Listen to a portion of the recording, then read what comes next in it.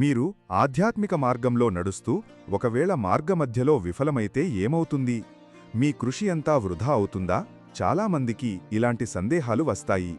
యోగం, ధ్యానం వంటి సాధనలు మొదలుపెట్టి వాటిని పూర్తి చేయలేకపోయినప్పుడు నిరాశ చెందుతారు. వారి ప్రయత్నాలన్నీ బూడిదలో పోసిన పన్నీరు అనుకుంటారు. కాని భగవద్గీతలో శ్రీకృష్ణుడు దీనికి అద్భుతమైన సమాధానం ఇచ్చాడు. 6వ అధ్యాయం 41, 43 శ్లోకాలలో కృష్ణుడు యోగభ్రష్టుడు గురించి వివరిస్తాడు. యోగ మార్గంలో విఫలమైన వారికి అద్భుతమైన భవిష్యత్తు ఉంటుందని ఆయన అంటారు. వారికి సాధారణంగా పునర్జన్మ ఉండదు.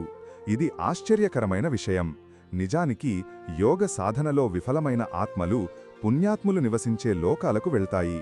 అక్కడ ఎన్నో సంవత్సరాలు సుఖాలు అనుభవించి ఆ తరువాత ధనవంతుల, పవిత్రమైన కుటుంబంలో జన్మిస్తాయి.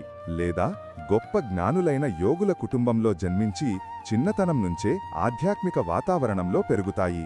ఇలా వారు గత జన్మలోని యోగ సంస్కారాలను తిరిగి పొంది ఆగిపోయిన సాధనను మళ్లీ కొనసాగిస్తారు. దీని అర్థం ఆధ్యాత్మిక మార్గంలో మీ ఏ ఒక్క ప్రయత్నమూ వృధా కాదు. ప్రతి అడుగు లెక్కించబడుతుంది. మీ ఆత్మ ప్రగతికి తోడ్పడుతుంది. మీరు యోగాభ్యాసాన్ని మధ్యలో ఆపేసినా భయపడాల్సిన పనిలేదు. మీ సాధన ఎప్పటికీ వృధాపోదు. మరిన్ని విషయాల కోసం ద హిందూ పాత్ని ఫాలో చేయండి.